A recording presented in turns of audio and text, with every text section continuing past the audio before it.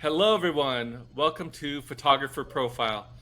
My name is Nathan Rupert, and I have been a San Diego photographer for over 18 years. Because social media is currently focused on video like Reels, I started this channel to give the photographers I've met a worldwide platform to share their work and stories. Please subscribe to the channel if you'd like to be notified right away when new episodes are uploaded or just if you enjoy the content. My guest today is Tim. Hey, Tim, what's going on? Hi, not much. Just give us an introduction about yourself and your photography, please. I'm a landscape photographer. I don't photograph anything to do with people. I started photographing in probably 2008, seriously. I was getting my teaching credential, and basically every single 3-day weekend I was out photographing somewhere, usually in the Sierra. And eventually in 2020, I took a leave of absence from teaching and started doing landscape photography full time, which is mostly just going to art fairs, selling prints, and teaching classes in the Sierra. And where do you live? Where are you located at? So I live in Big Pine, which most people don't know where that is, but it is. I don't. It is about an hour south of Mammoth Lakes in the Eastern Sierra. Okay. We are the town with a good barbecue, and we're the gateway to the bristlecone pine forest. Have you met someone from there before in the same area? Yeah, there aren't very many of us. The population is about 1,700 people.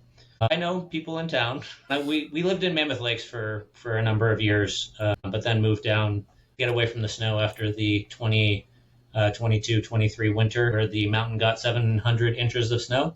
My wife was pretty done with snow at that point, so we decided to move down into the Owens Valley, where there's only a very occasional storm where we get big snow. Are you the only photographer in town, or are there other photographers? No, there are other photographers in town for sure. There are a number of different people photography studios that I don't pay too much attention to that. I've got some friends who are around the Owens Valley who also photograph in the Eastern Sierra. And do you have any hobbies outside of photography by any chance? No, I'm pretty obsessive.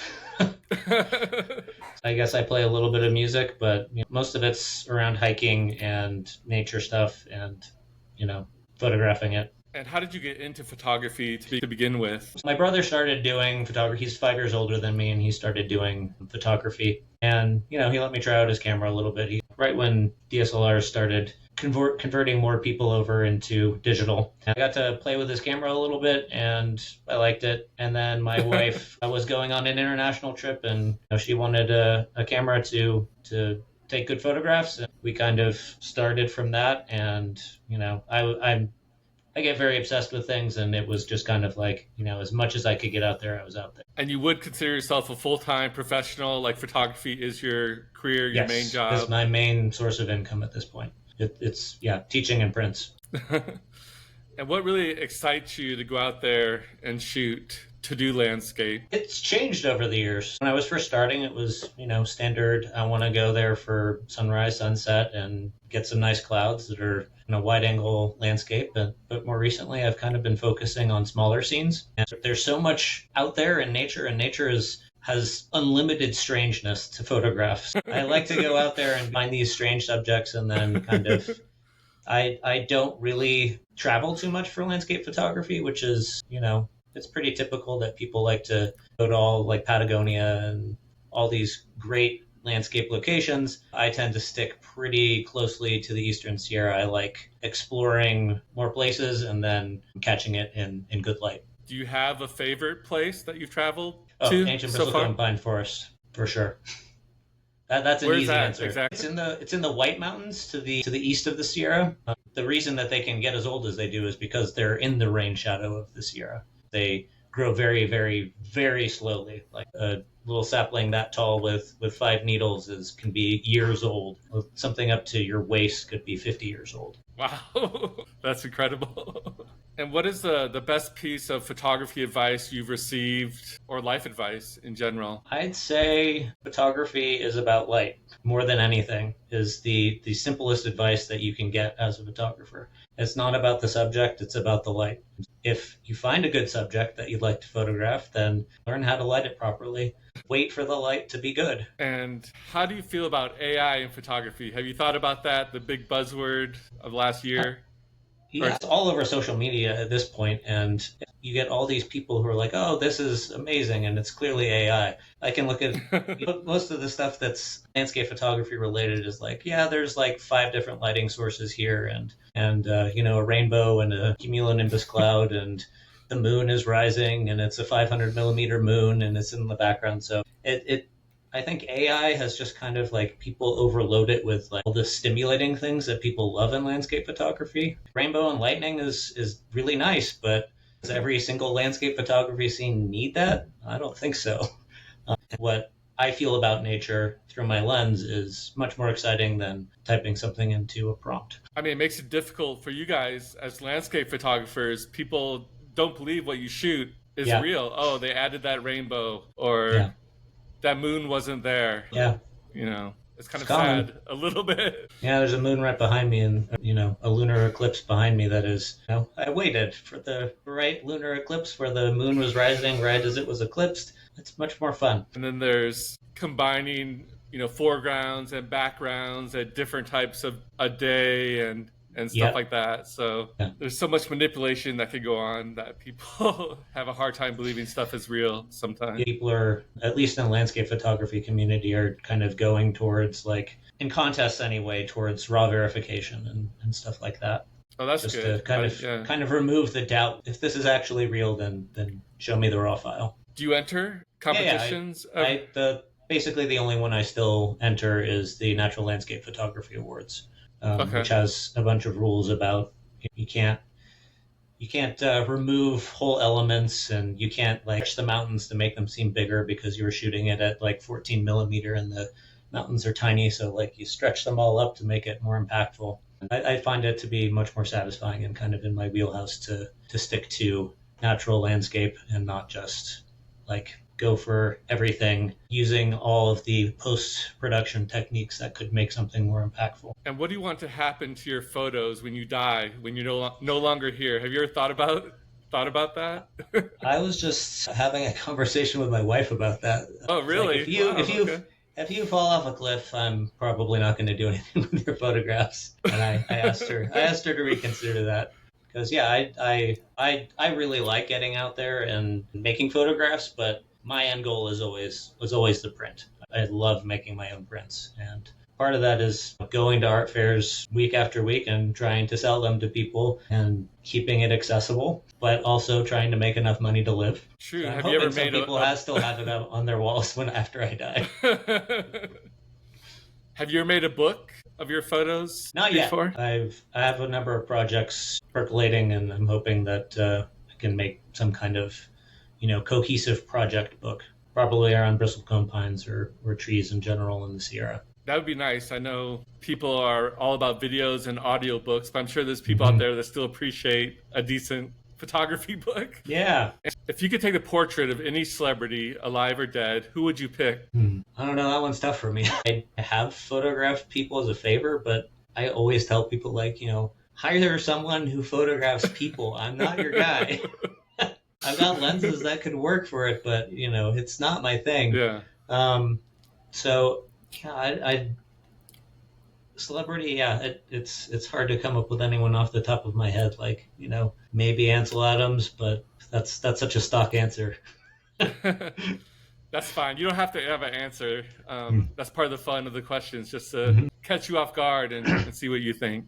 What about, did you watch the Olympics that just passed recently? A little bit, not too much. I saw highlight reels because we don't have any way to watch it, because you can't use an antenna out here. There's no reception at all. Oh, wow. And we don't have cable, so we kind of like just watch highlights. You are living in the middle of nowhere out there. Yeah, it's a good town. There's basic services, but if you want to buy underwear, then you got to drive 3 or 4 hours or order it online. Gosh. Well, what Olympic event would you like to shoot if you could pick one, summer, winter Olympic event? I'm not good with action, so I'm going to go with something like curling. I tend to like to move fast when the light is changing, but yeah, like shooting wildlife is if something walks up to me, I'll photograph life, but I saw that I was at a lake in Yosemite, and um, there we were in a talus field, so there were a bunch of pikas around, and like 5 or 6 photographers with 600 millimeter lenses. They were Oh wow. there to photograph pikas. While I'm waiting for the light to change, I'll photograph some pikas. But I went out and started photographing the sunset, and there was a whole bunch of interesting light happening. And all the wildlife photographers, they just hiked back. They were not interested in the sunset. Wait, what is a pike? Was a pica? Yeah, it's a relative of a rabbit.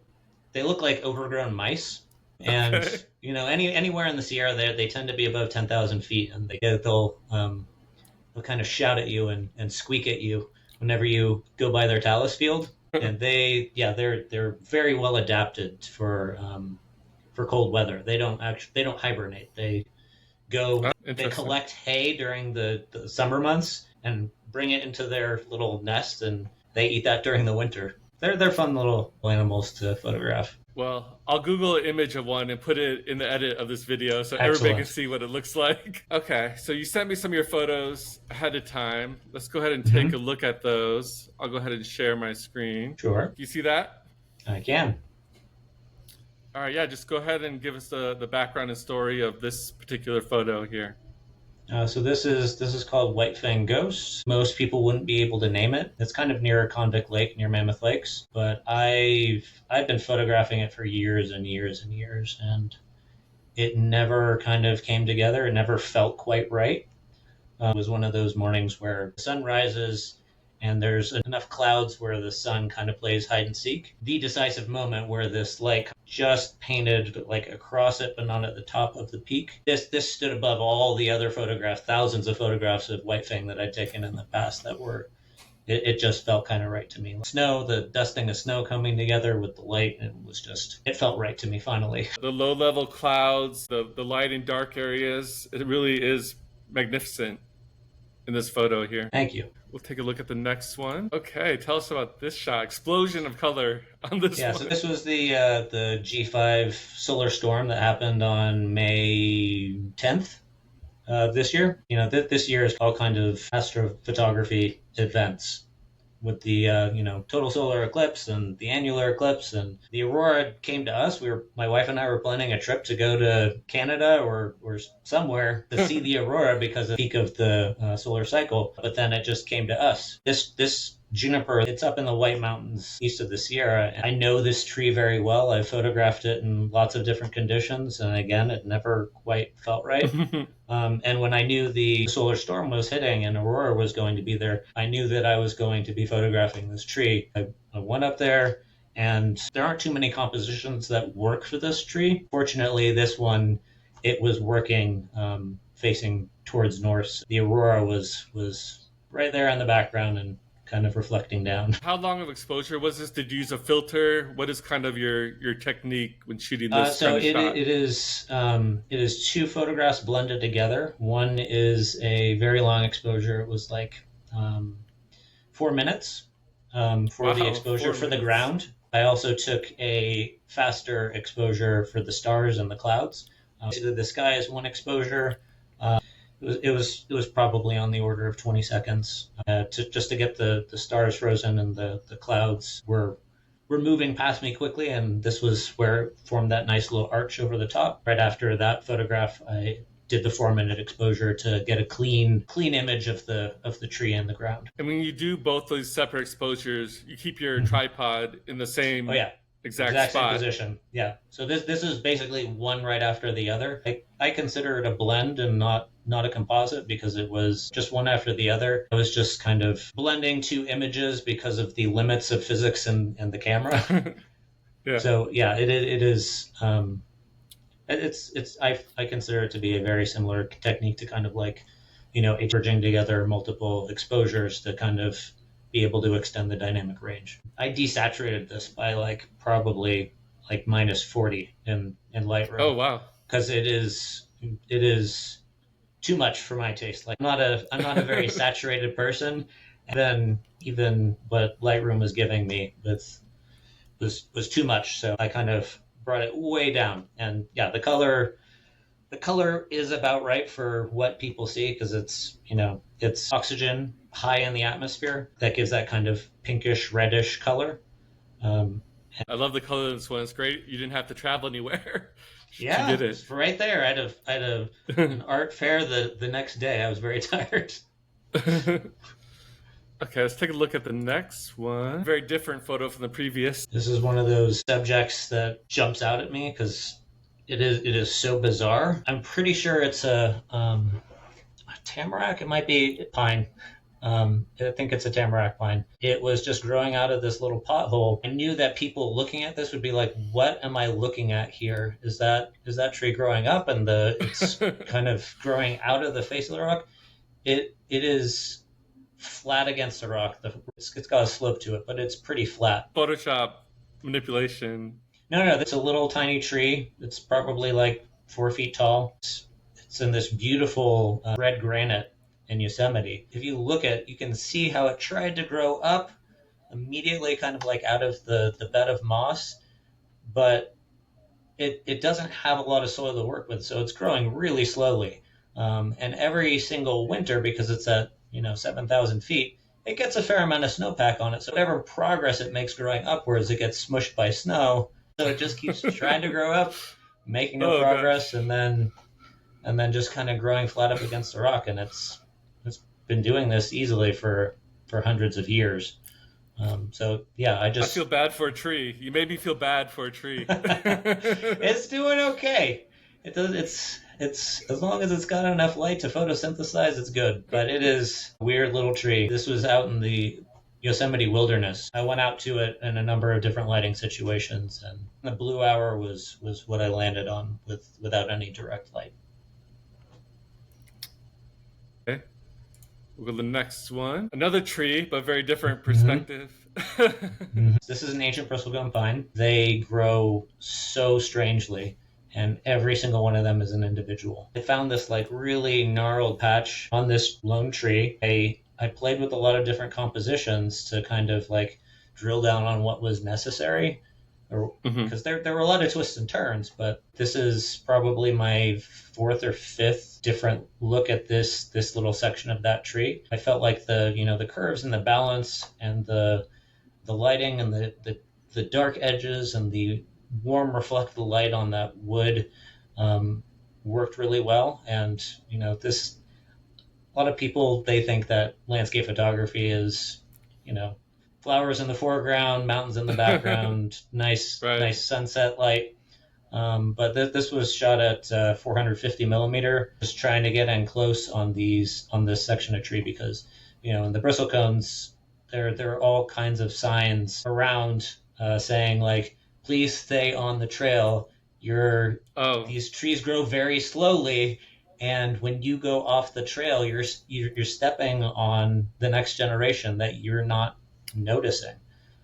So I'm staying on the trail, but that requires a really long lens sometimes if you want to kind of get in on these kind of more interesting smaller elements. The crop is very important on this photo, right? To kind of lead your eye going up the tree in this composition. I like that, the crop that you did here. Yeah, thank you. Okay, one more. Now, you said you weren't happy with this shot, but it looks pretty amazing to me, so I'm eager to see what you're not happy with. So on this one, this is another one of those situations where I know this tree very well. It's standing in a prominent place with the White Mountains in the background. I feel this story isn't quite being told. It's a nice fiery sunrise, but I feel like I again need like slightly different lighting conditions. I've played around with it. I don't know how many times I've photographed this tree. I just keep going back to it and not quite getting it.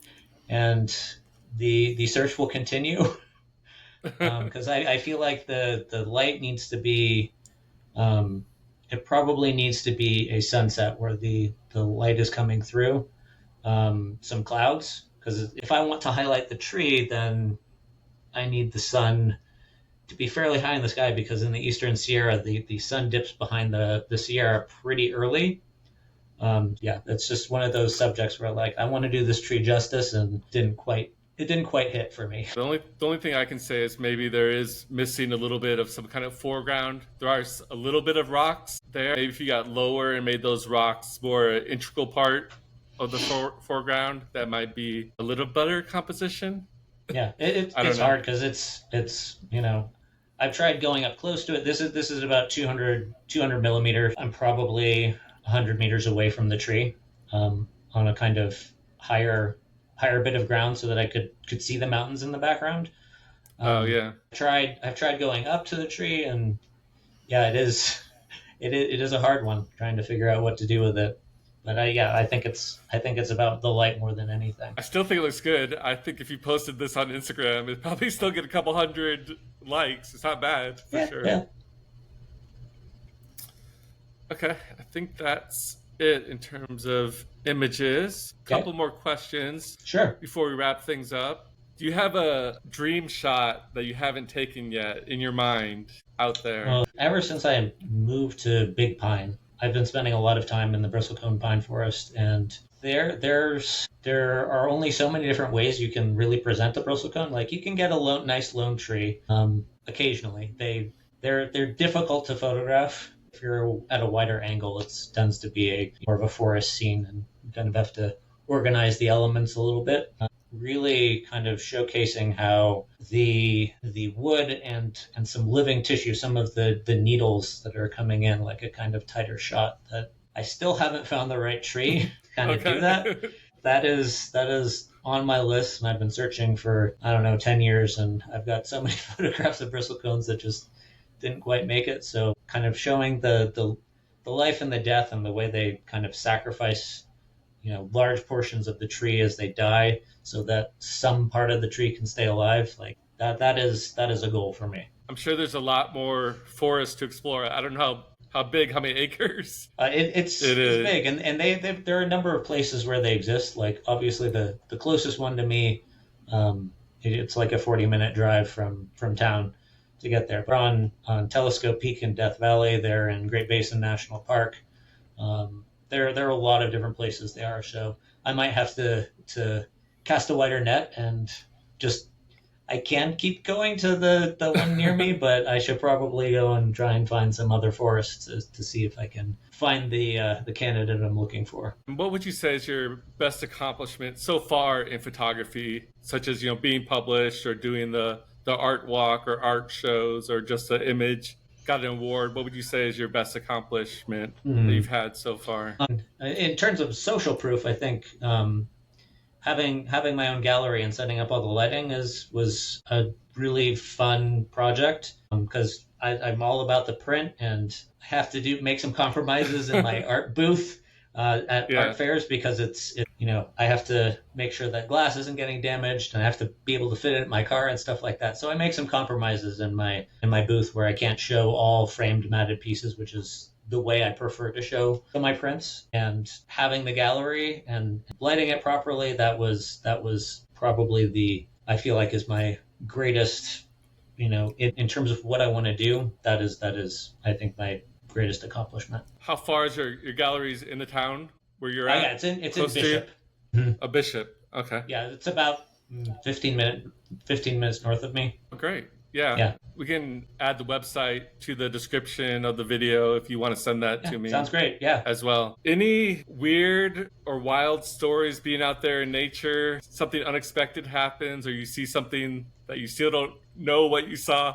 Any UFO sightings? No I don't UFO know. sightings. There are a lot of people out in the Eastern Sierra who, stand by that they've seen a bunch of weird stuff. I haven't seen anything in terms of UFOs or anything weird that way, but probably the most out of body experience I had while out in nature was, it was after it was when the tropical storm reached the Sierra last year, and it was pouring rain. When we went into the wilderness, it was like supposed to be a clear day on our exit, but we were managed to hike. We hiked 5 miles back towards the car and reached the kind of an overlook of a lake that we kind of had to go down, along this kind of switchback trail, and it started thundering. I'm like, oh, and Oh gosh. saw a flash of light that was like it was like a quarter mile away. Like it was a huge flash, and it started pouring rain, and Oh no. there was grapple, which is like just little tiny hail. When we saw that, we're like, okay, we've got to get off this ridge. So we just booked it down the trail, which basically turned into a river to kind of Wow. get away from the get away from being struck by lightning. It was not my favorite thing, and my wife, who is like usually she's very protective of her knees when she's going downhill, but she was just like, nope. We both like Oh just went god. down as fast as we possibly could in basically a creek in this trail. Well, I'm glad you're safe and able Me to talk too. to us. Because I don't have a lightning trigger anymore. Like I don't really photograph lightning. I was like, lightning is like, that is not something I like to mess with. So when it was supposed to be a clear Oh day and just gosh. like showed up out of nowhere, but that was something. I think we're at the end. Any final thoughts? How can people find you and your work? What events will you be at So soon? I'm gonna be in my Bay Area swing. I'll be at the Kings Mountain Art Fair, which is my favorite art festival. Is a really nice setting. It's under the redwood trees on the Santa Cruz Mountains to the west of Woodside. And then I'm doing Mountain View Art and Wine Festival and Mill Valley Festival for the Arts, which is very similar setting to Kings Mountains under the redwoods. I haven't done it yet, but I've kind of seen the setting, and it's might be my second favorite show. I have to give Kings Mountain the props for having the nicest setting. And my website, my business name is Aston Meyer Photography, Okay. AStonMyer, because both me and my wife photograph. She kind of tailed off a little bit. She's not as obsessive as I am, but she's made some beautiful landscape photographs as well. My website is astonmeyerphotography.com. And then my gallery is in Bishop at 163 May Street. Do you prefer people to contact you via Instagram or your website? What is your preferred mode of contact? I don't really Usually. use social media anymore. Social media hasn't produced any sales. All of the print sales and workshop bookings I've had have been talking to another human being in person. I'm just like, why am I spending the time to update my Instagram when the algorithm Yeah. isn't my friend, and I just stick to my email list and my websites. Just like I said, they focus on video and reels. They Yeah, don't focus it's on not photography it's not the still anymore. photographer's friend. Well, I appreciate taking the time to come on the podcast and showing your great landscapes. If I see you in San Diego, one of the art walks, I'll definitely say hi Yeah, thanks for again. having me on. I really appreciate you putting a focus on photographers so that we don't really have to fight the algorithm as much. No problem. Thanks so much. Have a good night, Tim. You Appreciate too. it. All right. Bye.